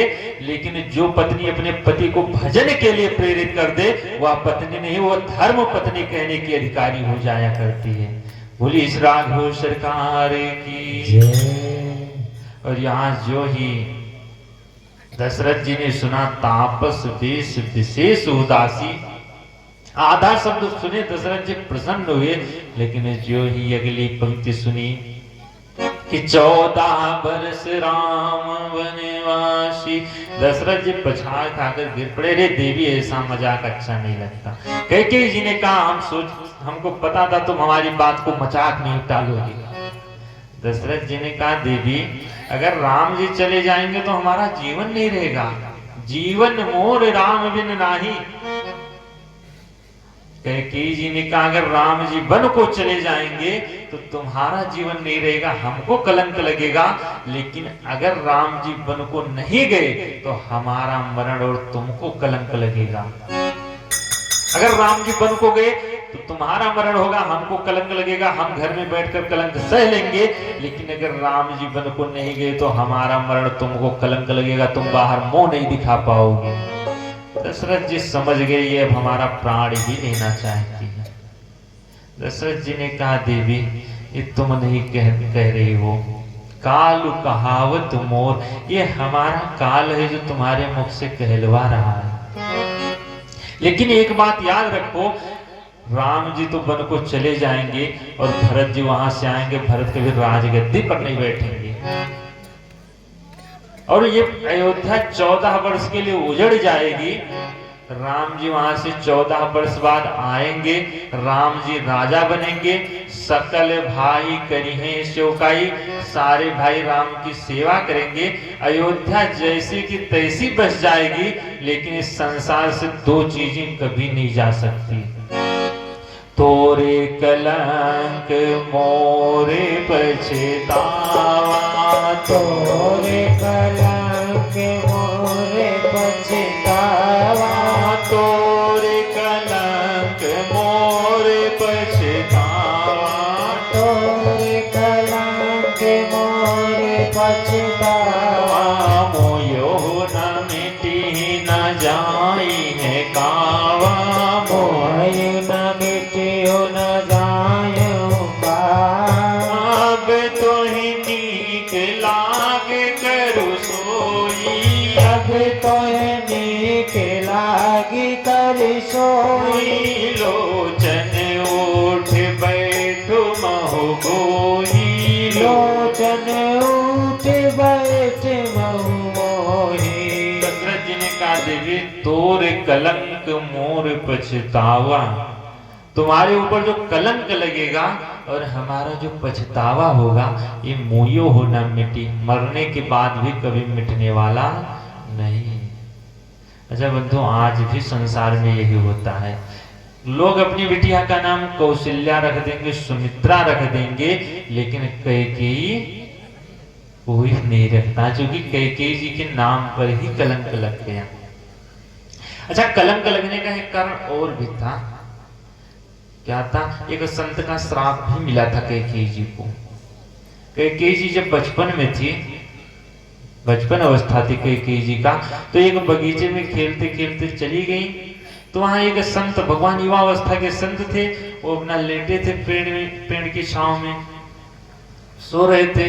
कैकेयी जी ने देखा जब संत भगवान को, तो देखे बढ़िया उनके काले काले जटा, काली काली दाढ़ी, मूंछ, लेकिन चेहरा उनका बड़ा गोरा गोरा था। कैकेयी जी सोची लाओ थोड़ा कलर मैच कराते हैं। वहां से लेकर कालिख लेकर गई और संत के चेहरे पर लगी पोतने। और जब संत के चेहरे पर कालिख पोती, संत भगवान जग गए। देखा कि इस बिटिया ने कालिख लगाया। संत ने कहा, बेटी जो कालिख तुमने हमारे चेहरे पर लगाया है वो तो धुलने से धुल जाएगा, लेकिन मैं तुझे श्राप देता हूं, जो कलंक तुम्हारे चेहरे पर लगेगा वो धुलने से भी कभी नहीं धुलेगा। और बंधु, ये संत का श्राप था, इसीलिए कैकेयी जी को कलंक लगा। और दशरथ जी ने कहा, अब तो ही नीक लागू करो सोई, लोचन बैठ ओट मोह गोई। तुझे जो अच्छा लगा सो तुमने क्या, आज से हमारी आंखों के सामने मत पड़ना। और दशरथ जी मुंह फेर ले मत बंधो। दोबारा कैकेयी की तरफ दशरथ जी नहीं देखे। यहीं से जो ही पछाड़ खाकर लौटे हैं, तब से दशरथ जी कैकेयी जी का मुंह नहीं देखे। यहां तक कि जब रावण को भगवान मारे थे, रावण का वध किए, तब सारे देवी देवता भगवान के पास गए। तो वहां दशरथ जी भी पहुंच गए थे, देवताओं के साथ में दशरथ जी भी आए थे भगवान से मिलने। तो जब वहां भगवान से मिलने गए, तो लक्ष्मण जी, राम जी प्रणाम किए दशरथ जी को। लक्ष्मण जी ने कहा, पिताजी आप देवताओं के साथ में जैसे आज आए हो, जब चित्रकूट में हम लोग थे तब भी देवता आए थे, तो वहां भी तुम आ सकते थे। आ जाते तो वहां पूरे परिवार से भी मुलाकात हो जाती। दशरथ जी ने कहा, बेटा हमारी भी बड़ी इच्छा थी वहां आने की, लेकिन वहां कैकेयी जी थी और वह कैकेयी जी का मुंह देखना पड़ता, इसीलिए हम वहां नहीं आए। बोली राघव सरकार की। और यहाँ से जो ये वरदान मांगी माता कैकेयी। सुबह हुई है, दशरथ जी उठे नहीं हैं, मूर्छित पड़े थे। राम जी आए हैं, माता कैकेयी ने देखा। राम जी पूछने लगे, मैया आखिर पिताजी को हुआ क्या? मैया ने कहा, बेटा सुत समोह सुत सने होइत बचन उत।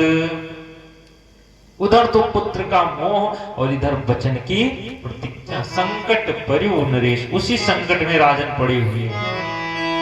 राम जी ने कहा, मैया तो कैसे ठीक होंगे? मैया ने कहा, बेटा अगर तुम इनको ठीक चाहते हो, सकहुता आयस धरहु सिर, इनकी आज्ञा को सिरोधार्य करो और इनके क्लेश को तुम ही मिटा सकते हो।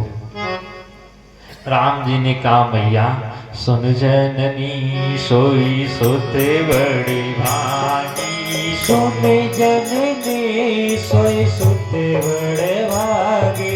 जो पितु मातु वचन अनुरागी। जो पितु मातु वचन अनुरागी। तनय मातु पितु दोष निहारा। तनय मातु पितु दोष निहारा। दुर्लभ जननी सकल संसारा। दुर्लभ जननी सकल संसारा। सुनो जननी सोई सुत बड़े भागी। सुनो जननी सोई सुत बड़े भागी। राम जी ने कहा, मैया सुनो जननी सोई सुत बड़े भागी। वही माता पुत्र होती है। सुन जननी, वही बेटा बड़भागी है जो पितु मातु बचन अनुरागी, जो माता पिता के वचनों का पालन कर सके। और यहाँ से इतना कहकर राम जी चले गए माता कौशल्या से आज्ञा मांगने। कौशल्या जी देखी, कौशल्या जी तो बड़ी बोली। कौशल्या जी ने कहा, अरे बेटा तुम्हारा राज्याभिषेक है, तुम आओ कम से कम फलाहार तो कर लो। नहीं, पंडित जी बैठा कर पता नहीं कितनी देर तक मंत्रोच्चार करें, फलाहार की रहोगे तो ठीक रहेगा। राम जी ने कहा, मैया तुम चिंता मत करो, राज्याभिषेक हमारा नहीं है अयोध्या का, मैया ने कहा अरे क्यों नहीं है, अभी तो बधाइयां तुम्हारे वजह से ही बज रही है। राम जी ने कहा नहीं मैया, हमको पिताजी ने और बड़ा राजा बना दिया। देखिए राम जी ने ये नहीं कहा वनवास दे दिया, राम जी कह रहे हैं मैया पिताजी ने मुझे और बड़ा राजा बना दिया। मैया ने कहा बेटा अयोध्या से बड़ा राज्य कोई है ही नहीं। राम जी ने कहा मैया ये बताओ जंगल बड़ा है कि अयोध्या बड़ी है। मैया ने कहा नहीं बड़ा तो जंगल है। राम जी ने कहा तो मैया वही है कि पिता दीन है मोही कान निराजू, हमको तो जंगल का राज्य पिताजी ने दे दिया। मैया ने कहा अयोध्या में, बोले यहाँ तो भरत जी का राज्य अभिषेक होगा। माता कौशल्या ने कहा बेटा अगर पिता ने ही कहा है तो तुम माँ की आज्ञा को श्रेष्ठ मानकर मत जाओ, क्योंकि बेटे के ऊपर पिता से 10 गुना ज्यादा अधिकार माता का होता है, इसीलिए तुम हमारे कहने से मत जाओ। राम जी ने कहा नहीं मैया, पिताजी ने ही माता कैकेयी ने भी कहा है। माता कौशल्या ने कहा बेटा अगर माता कैकेयी ने भी कहा है तो केवल हमारी सौत ही नहीं तुम्हारी माता भी है, तो अगर उन्होंने भी कहा है तो हमारे से ज्यादा अधिकार उसका है, तुम अवश्य वन को चले जाओ। अच्छा बंधुओं, अगर देखा जाए कौशल्या जी की जगह पर दूसरी माता होती तो हमको लगता है कैकेयी जी की खैर नहीं होती, बताओ रहने देती, लड़ गई होती। अच्छा मान लो आप लोगों जैसे भोली माताएं होती तो इतना तो कह सकती थी कि तुम्हारा बेटा राजा बनेगा, बनाओ उसको, लेकिन हमारा बेटा वन में नहीं जाएगा, हमारा बेटा हमारी कुटिया में ही रहेगा। इतना तो माता कौशल्या भी कह सकती थी। लेकिन बंधु माता कौशल्या ये भी नहीं बोली, इतनी भोली माता कहने लगी अगर माता कैकेयी ने कहा है तो तुम अवश्य वन को जाओ। और यहाँ से बंधु राम जी बलकल वस्त्र पहने और निकल गए। दशरथ जी को पता चला राम जी के, दशरथ जी सुमंत्र को बुलाए जो इनके मंत्री थे, कहने लगे जाओ उनको रथ पर बिठाकर 4-6 दिन घुमाना, उसके बाद घुमा कर ले आना। अगर राम जी नहीं आएंगे तो अगर सीता को ले आओगे, लक्ष्मण को ले आओगे तो हमारे प्राणों की रक्षा कर लेंगे। यहाँ से सुमंत्र रथ को लेकर गए हैं, राम जी को बिठाए हैं। जितनी अवध की जनता थी सब साथ में भगवान के हो गई, एक भी रुकने के लिए तैयार नहीं है। भगवान बहुत लौटाने की चेष्टा की, भैया तुम लोग लौट जाओ, हम 14 वर्ष बाद आ जाएंगे। अयोध्या वासियों ने कहा महाराज अब वो अयोध्या नहीं रही, अयोध्या तो आपके साथ जा रही है, अवध तहां जहां राम निवासु, इसीलिए वो अयोध्या नहीं है, अब वो तो शमशान हो गई। घर मसान परिजन जन भूता, अब घर सबके शमशान की तरह लग रहे हैं और परिवारीजन भूत दिखाई पड़ने लगे। बंधुओं अगर जिस समाज में राम जी का नाम ना हो, राम जी की प्रतिमा ना हो, जिस घर में, वह घर कोई घर नहीं होता, वह घर शमशान ही होता है। अगर सच्ची देखा जाए तो सच में। अच्छा एक बात बताओ, शमशान कहते किसको हैं? जहां मुर्दा जलाया जाता है उसी को तो शमशान कहते हैं। और जहां मुर्दा जलाया जाता है वहां भूत प्रेत ही वास करेंगे। तो मुर्दा शमशान में भी जलाया जाता है और हमारे घर में भी लोग ले आएंगे खरीद कर 1 किलो, और बताओ जलाएंगे कि नहीं जलाएंगे? सब जलाते हैं ज्यादातर लोगों के यहाँ। और जब घर में वही मुर्दा जलाओगे तो बताओ घर हम आपका घर है कि शमशान है? लोग कहते हैं महाराज भूत प्रेत से बहुत परेशान है। अरे जब शमशान बनाए हो घर को तो वहां भूत प्रेत नहीं तो क्या देवता वास करेंगे? बंधुओं अगर भूत प्रेत से बचना है, पीछा छुड़ाना है तो हम आपको उपाय बताते हैं। केवल चले जाओ मार्केट से भगवान श्री रामचंद्र जी की प्रतिमा ले आओ और उसी को एक कमरे में रख दो, कह दो प्रभु ये आज से हमारा नहीं, ये आपका घर है और आपके ही आज्ञानुसार ये घर चलेगा। और रामचरितमानस उठाकर रोज पढ़ा करो, जैसा जैसा लिखा है वैसा ही आचरण अपनाना शुरू कर दो। और बंधुओं जो घर जहां राम जी का घर हो जाएगा राम जी के घर के सामने राम दुआरे तुम रखवारे, वहां हनुमान जी खुद गदा लेकर रक्षा करने लगेंगे। और जहां हनुमान जी रक्षा करना शुरू कर देंगे वहां भूत पिशाच निकट नहीं आवे, भूत पिशाच निकट नहीं आवे, महावीर जब नाम सुनावे, महावीर जब नाम सुनावे। बंधुओं जहां हनुमान जी रक्षा करेंगे वहां भूत पिशाच निकट ही नहीं आ सकता। अगर तब भी भूत प्रेत ना पीछा छोड़े तो समझ जाना कि हनुमान चालीसा ही गलत है। लेकिन बंधुओं ऐसा हो ही नहीं सकता। यहां से राम जी गए हैं, प्रथम रात्रि तमसा नदी के तट पर वास किए। जब भगवान की प्रेरणा से अवध की सारी जनता सो गई तमसा नदी के तट पर, भगवान रात्रि में 2 बजे उठे, देखे सब सो रहे हैं। अच्छा ये बताओ, किसी से अगर प्रेम हो जाता है तो पूरी रात्रि नींद आती है? यहां तक कि संसार में किसी से प्रेम हो जाता है तो पूरी रात्रि फोन चलता रहता है, नींद तो आती ही नहीं। और अगर किसी को भगवान से प्रेम हो जाएगा तो क्या नींद आने वाली है? कभी नहीं आनी चाहिए। भगवान देखे कि इनको नींद आ रही है, इसका मतलब प्रेम झूठा है। और भगवान जब सबको सोते देखे तो यहां से उठे तो 4 लोग जग रहे थे केवल, राम, लक्ष्मण, सीता और सुमंत। राम जी ने सबसे कहा ऐसा करो, यहाँ से सोते हैं सब निकल चलो, नहीं फिर सुबह नहीं जाने देंगे। राम जी सबको सोता हुआ छोड़कर जब निकले, लक्ष्मण जी सोच रहे हैं कि अयोध्या वासियों ने तो भगवान को नहीं छोड़ा, लेकिन आज भगवान अयोध्या वासियों को छोड़ दिए। अगर कहीं हम भी सो जाएंगे तो हमको भी सोता हुआ छोड़कर चले जाएंगे। इसीलिए लक्ष्मण जी वही संकल्प ले लिए कि आज से हम 14 वर्ष सोएंगे ही नहीं। और बंधुओं ये लक्ष्मण जी 14 वर्ष सोए ही नहीं थे। यहाँ से भगवान आए हैं, श्रृंगवेरपुर पहुंचे, गो सवारी सारथी दशाई, जो निषाद राज गो था वो लेकर आया, खूब सुंदर आसन बिछाया कुश का, भगवान को बैठाया है, फल फूल लेकर आया, सूची फल मूल मधुर मृदु जानी, दोना भरी भरी राखसी पानी। भगवान का भोग लगाया और भगवान यहाँ खूब फल खाए हैं, बड़े प्रसन्न हुए। सुमंत ने कहा महाराज अब एक कृपा और कर दो, नाथ कृपा करी धारिये पाओ, आप कृपा करके हमारे नगर में पैर रख दीजिए। राम जी ने कहा महाराज आपका प्रेम तो बहुत अच्छा है, लेकिन हमारा व्रत चल रहा है, उदासीन व्रत है, नगर में मैं नहीं जा सकता। अगर आपका प्रेम है तो रात्रि में यहाँ नगर के बाहर रोक सकता हूँ। और भगवान वहां रात्रि रुके। जब भगवान सो रहे थे तो ये सुमन निषाद राज गया, भगवान के पास बैठ गया, लक्ष्मण जी बैठकर पहरा देने लगे।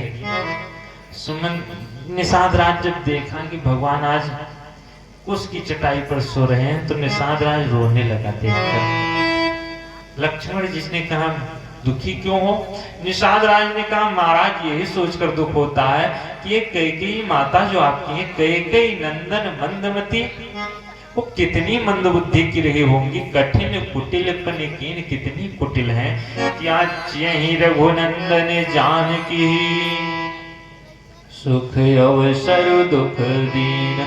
जिन्होंने भगवान को जब सुख लेने का समय आया तो उन्होंने आज भगवान को इतना बड़ा दुख दे दिया।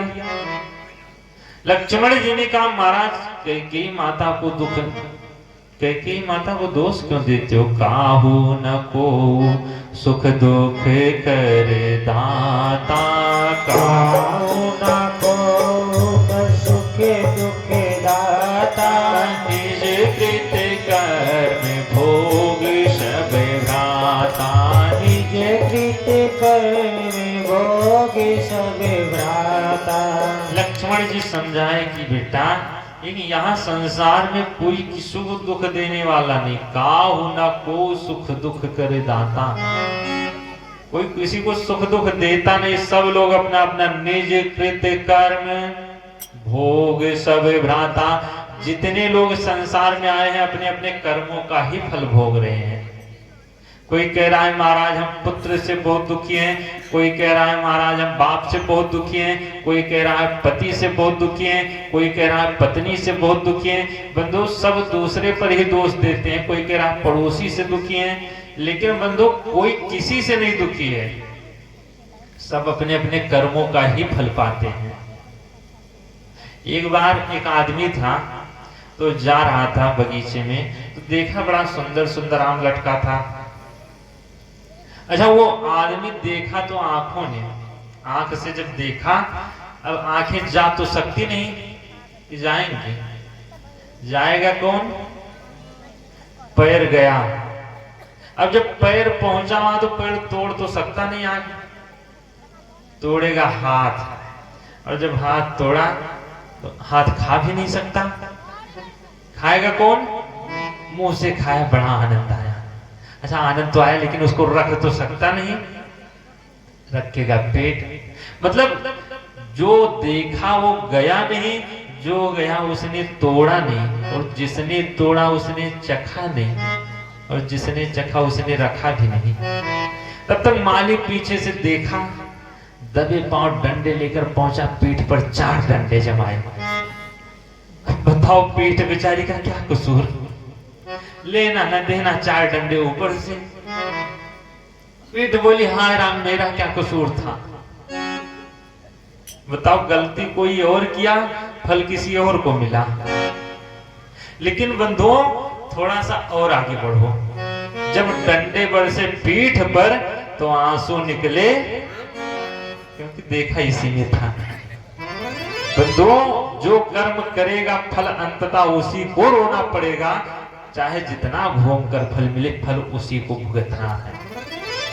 इसीलिए लक्ष्मण जी ने कहा महाराज, काहू न को सुख दुख करे दाता, काहू न को सुख दुख करे दाता, निज कृत कर्म भोग सब भ्राता, निज कृत कर्म भोग सब भ्राता, मोह निशा सब सोव निहारा, मोह निशा सब मोह निहारा, देखिए सपने अनेक प्रकारा, देखिए सपने अनेक प्रकारा, यही जग जामिनी जागनी जोगी, यही जग जामिनी जागिनी जोगी, परमारथी प्रपंच वियोगी, परमारथी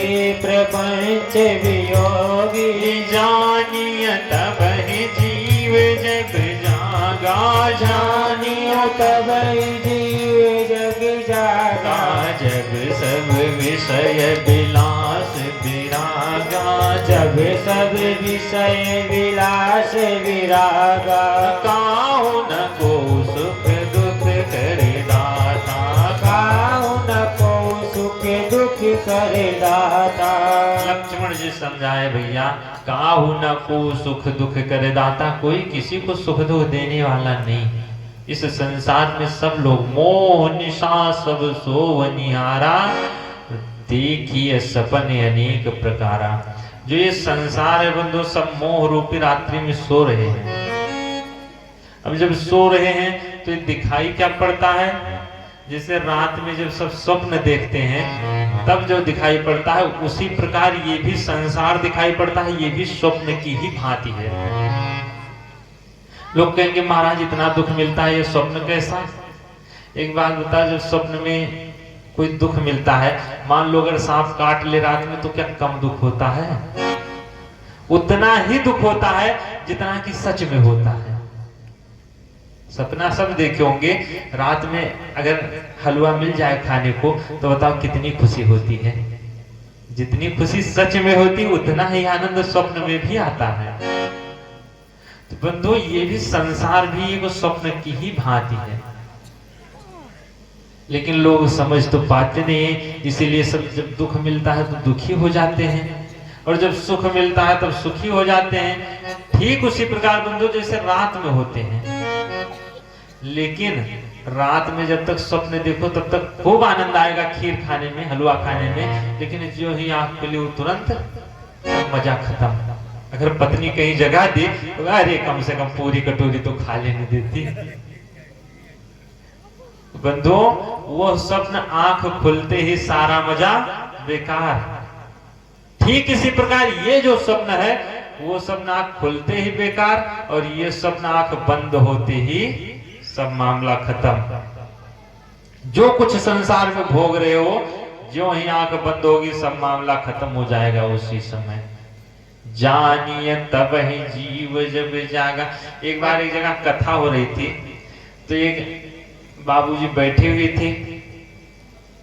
अब जो यजमान बने थे, लोग कहे कि महाराज वो सबसे बड़े गांव के सेठ हैं, उन्हीं को यजमान बनाया जाए। कपड़े के बड़े व्यापारी थे, पंडित जी उनको यजमान बना दिए कि भैया तुम यजमान बन जाओ। यजमान तो बन गए, लेकिन उनको टाइम ही नहीं कथा में आने के लिए।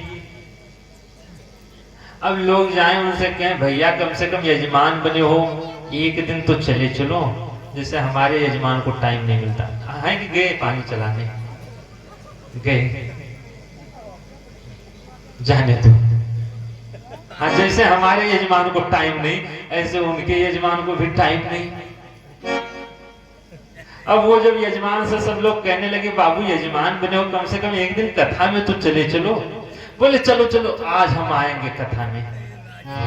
अब वहां से वो जब कथा में आए तो पंडित जी भी सबसे आगे यजमान को बिठाए, क्योंकि चक्कर ये होता है यजमान कहीं निकल ना जाए। जैसे हमारे यजमान हम थोड़ा चौक गए चले गए। हाँ 2 बार आए थे, लेकिन पता नहीं कब निकल गए। और बंधु वैसे ही यजमान को आगे बिठाए। अब कल से हम भी यजमान को आगे बिठाएंगे। तो बंधु जब यजमान आगे बैठे तो जो पंडित जी कथा करें तो यजमान सोना शुरू करें, आपको झूलना शुरू करें। कथा में नींद भी खूब आती है। अब जब सोना शुरू करें तो सोचे पंडित जी डिस्टर्ब होते हैं, ऐसा करते हैं हम पीछे चले जाएं। अब जब उठना चाहें लोग कहें अच्छा बैठो बैठो भैया बस आधे घंटे और कथा बची। फिर जब सोना शुरू करें फिर सोचे लाओ पीछे चलते हैं। 2-3 बार उठे, लोग उठने ही ना दे, बेचारे अंगुली दिखाए भैया अरे कम से कम बाहर तो निपट आए। अब जब अंगुली दिखाए फिर कौन रोकने वाला। लोगों ने कहा जाओ। अब जब पीछे गए तो पीछे वो बैठ गए सबसे, और वहां दीवार के साइड में बढ़िया से लगाकर खूब सोए मस्ती से। और सो रहे हैं, कथा चल रही है, और सबने देख रहे हैं कि कोई आया है हमसे कपड़ा खरीदने। कोई आया भैया कपड़ा कितने का दिए? बाबू 50 रुपए मीटर है। अरे कुछ कम लगाओ। अच्छा लाओ 45 दे दो। नहीं 40 लगाओ। अच्छा चलो 40 ही दे दो। स्वप्न में ही मोल भाव हो गया। अब जब इधर उधर देखे तो फीता मिला नहीं। अच्छा जब कभी दर्जी को फीता ना मिले तो ऐसे नाप लेता है कि 1 मीटर हो गया। ऐसे वो भी फीता नहीं मिला तो ऐसे ऐसे नाप लिए स्वप्न में ही। अब जब नापे तो सोचे लाओ काटे। अब इधर उधर ढूंढे, कैंची मिल नहीं रही है। तब तक कैंची तो नहीं मिली। सामने बाबूजी बैठे थे, उनका कुर्ता हाथ में आ गया, और उनका कुर्ता चुटकी से धीरे से फाड़े और सर से कॉलर तक खींच दिए। तब तक वो कहे ए भैया ये क्या किए? अरे हम तो कपड़ा बेच रहे हैं। तो बंधु कभी कभी स्वप्न में भी ऐसी हरकत हो जाती है। इसीलिए कम से कम ये स्वप्न है आप लोग तो समझ जाओ। अच्छा स्वप्न में सब सो तो रहे संसार में, लेकिन जग कौन रहा है? जानिए तब ही जीव जब जागा। जीव को तभी जगा हुआ समझना चाहिए जब सब विषय विलास विरागा। जब सारे विषयों से वैराग्य आ जाए उसी समय जीव को जगा हुआ समझ लेना चाहिए। यहाँ भगवान पूरी रात सोए, अब आज भगवान को सोने दो। आगे की कथा हम लोग कल भगवान को नदी के उस पार की ओर प्रसंग, बड़ा ही रसीला प्रसंग है कीवट जी का प्रसंग है। और अगर हम इसको विस्तार करेंगे तो 2 घंटे का प्रसंग है। 2 घंटे तो हमको कथा ही 1.5 घंटे मिलती है कहने को। तो केवट जी का प्रसंग भी विस्तार से नहीं तो संक्षिप्त से हम कल आप लोगों को श्रवण कराएंगे। लेकिन बंधुओं अगर कथा का आनंद लेना है तो कथा का आनंद टाइम से अगर आओ तब मिल पाएगा, क्योंकि कथा मात्र 3 दिन और बची है। 3 दिन कथा बची है, और रामचरितमानस अगर हम ऐसे सुनाएंगे तो लग जाएगा महीनों। अभी एक कांड आज खत्म हो पाया है। इसीलिए बंधुओं, आप लोग थोड़ा टाइम से आओ, हमें भगवान की जितनी कृपा होगी उतनी कथा श्रवण कराएंगे। इसके बाद भी अगर सुनना होगा तो अगले साल फिर सब लोग बुलाओगे तब आ जाएंगे। अगर नहीं भी बुलाओगे तो जबरदस्ती आकर बैठ जाएंगे, अगले साल फिर सुनाएंगे। ठीक रहेगा? तो बंधुओं, जितनी कथा हो पाएगी, अगर रावण मरेगा तो ठीक है, नहीं मरेगा तो पासा मारा जाएगा। आइए सभी लोग 2 बार भगवान का नाम लेंगे, और कल से सब लोग यहाँ अगर 5 बजे ना आ पाओ तो 6 बजे तो आ ही जाया करो। वैसे कोशिश करो कि पंडित जी से पहले ही पहुंच जाया करो, लेकिन ना पहुंच पाओ तो पंडित जी के साथ में तो पहुंच जाया करो सब लोग। और 3 दिन की कथा हम लोग कल से भाव से श्रवण करेंगे, जितना हनुमंत लाल की इच्छा होगी। आइए एक राम जी के वनवास का भजन भोला महाराज जी के मुखार बिंदु से सुन लिया जाए। जितना सब लोग कथा में उब गए उतना आनंद आ जाएगा 5 मिनट में ही। बोलिए इस राघव सरकार की, वृंदावन बिहारी लाल जय हो।